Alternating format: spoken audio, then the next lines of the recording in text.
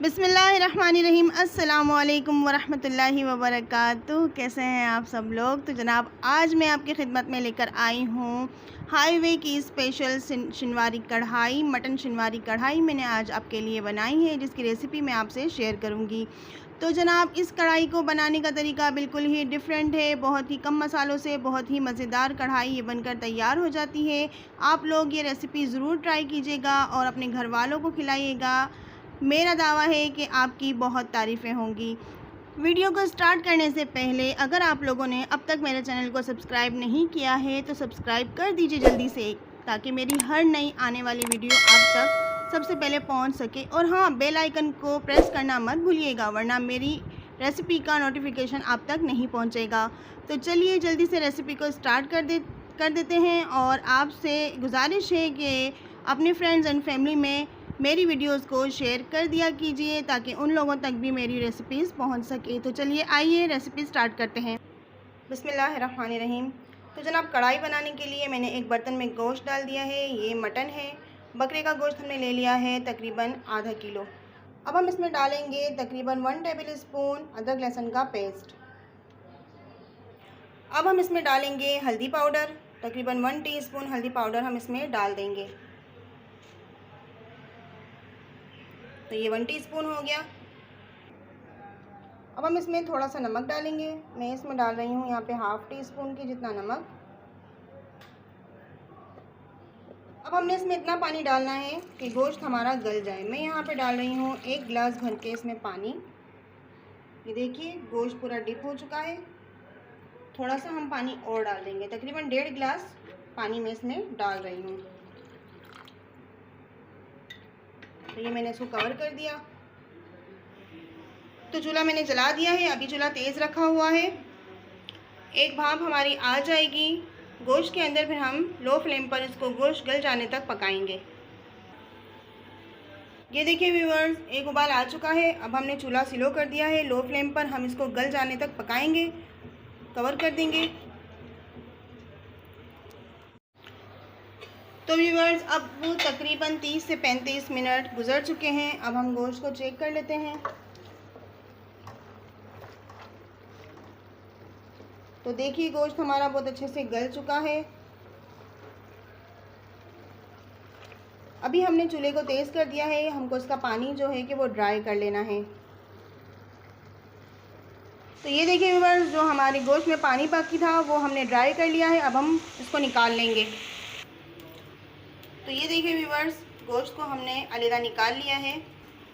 अब एक पैन के अंदर हमने तकरीबन 4 टेबल स्पून या 1/4 कप ऑयल डाल दिया है। ऑयल को हम गरम कर लेंगे। अब हम इसमें बारीक कटी हुई अदरक डाल देंगे।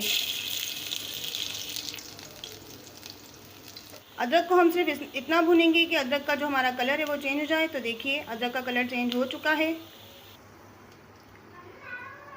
अब यहाँ पे तकरीबन 2 बड़े साइज़ के टमाटर ले लिए थे और टमाटरों को बारीक बारीक काट लिया है, ये हम इसमें डाल देंगे।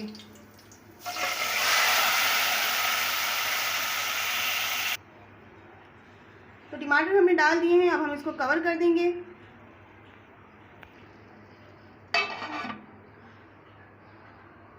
अब टमाटर जब तक हमारे सॉफ्ट हो जाएं हम वेट करेंगे।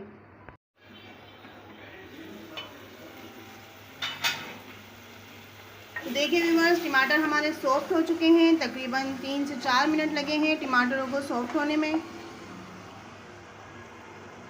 अब जो गोश्त हमने गला लिया था वो हम इसमें डाल देंगे।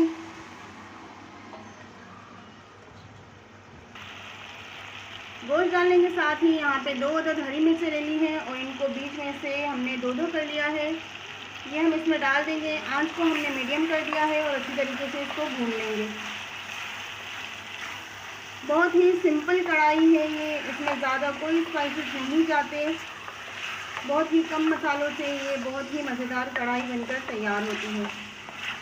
तो देखिए इस तरह से हम अच्छे से भून लेंगे। आंच को हमने मीडियम कर दिया है क्योंकि गोश्त हमारा गल गया है। गोश्त हमने पहले ही गला लिया था।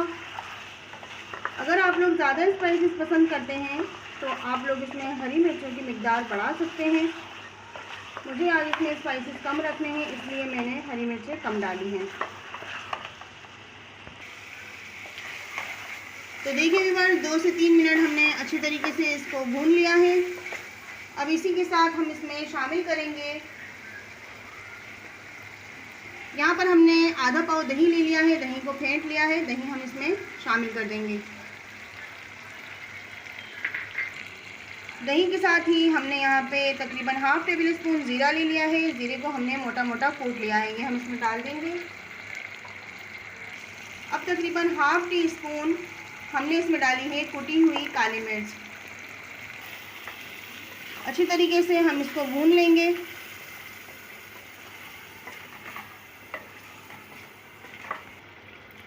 तो ये देखिए व्यूअर्स 2 से 3 मिनट दही डालने के बाद भी हमने इसको मीडियम फ्लेम पर भून लिया है। बहुत ही ज़बरदस्त इसमें से खुशबू आने लग गई है। अब हमने क्या करना है कि इसको करना है कवर, फ्लेम को हम लो कर देंगे और लो फ्लेम पर सिर्फ हम 2 से 3 मिनट तक इसको दम पर लगा देंगे। तो ये देखिए व्यूअर्स 2 से 3 मिनट हमने इसको दम पर लगा दिया था और अब हमारी मज़ेदार सी शिनवारी कढ़ाई बनकर तैयार है। हरा धनिया और थोड़ी सी कटी हुई अदरक से हम इसको गार्निश कर देंगे।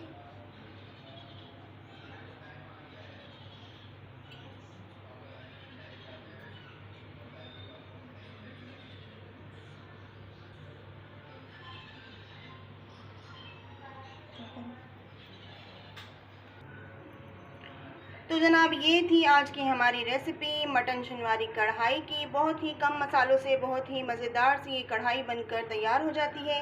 आप लोग ज़रूर इस रेसिपी को ट्राई कीजिएगा और कमेंट सेक्शन में मुझे बताइएगा कि आपको आज की रेसिपी कैसी लगी। वीडियो अच्छी लगी हो तो प्लीज़ एक लाइक ज़रूर कर दीजिएगा।